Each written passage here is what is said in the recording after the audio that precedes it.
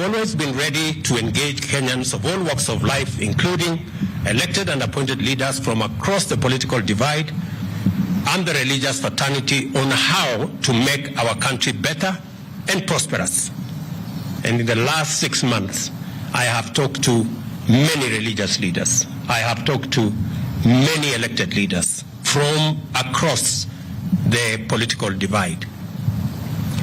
My door still remains open for honest, objective, and sincere deliberations based on the rule of law and the Constitution. On the reconstitution of the future Electoral Commission, the selection panel that currently is in office is a creation of the law that was passed by the two chambers of parliament in response to a court decision.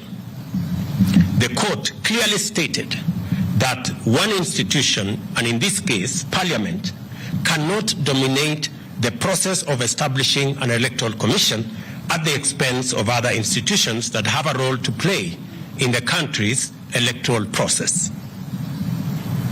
However, considering the matters raised by our friends in the opposition, I suggest a bipartisan engagement in Parliament on the reconstitution of the IEBC panel within the parameters of the law and the Constitution.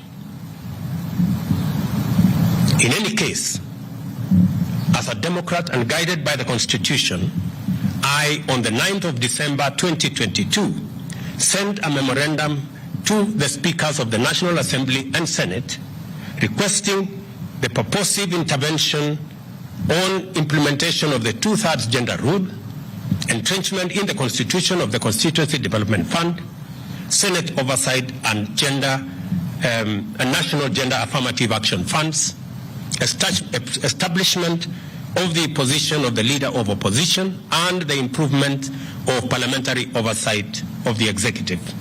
And for the record, Parliament has already approved the parliamentary oversight of the executive, and shortly, cabinet secretaries will be appearing before the House to answer questions.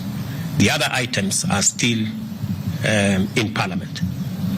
The IEBC selection panel and the future process of recruitment of its commissioners could as well be part of a conversation leading to constitutionally and legally binding proposals through a bipartisan parliamentary process.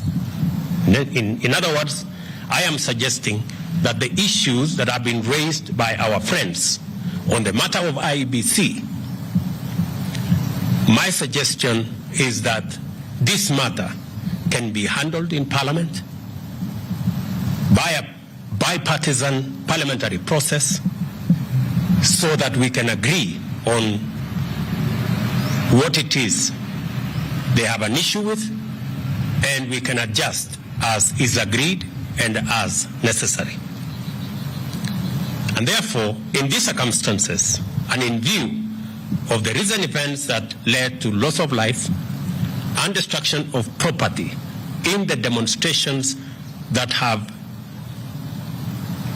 occasioned in our country for the last 2 weeks, I urge my brother Raila Odinga and the opposition to call off the demonstrations and to give this bipartisan approach a chance for us to take the country forward. Meanwhile, I call on all Kenyans to remain peaceful and law-abiding, and I assure them that the government of Kenya will continue with its sacred duty of protecting their lives and their property, including their businesses. Thank you very much.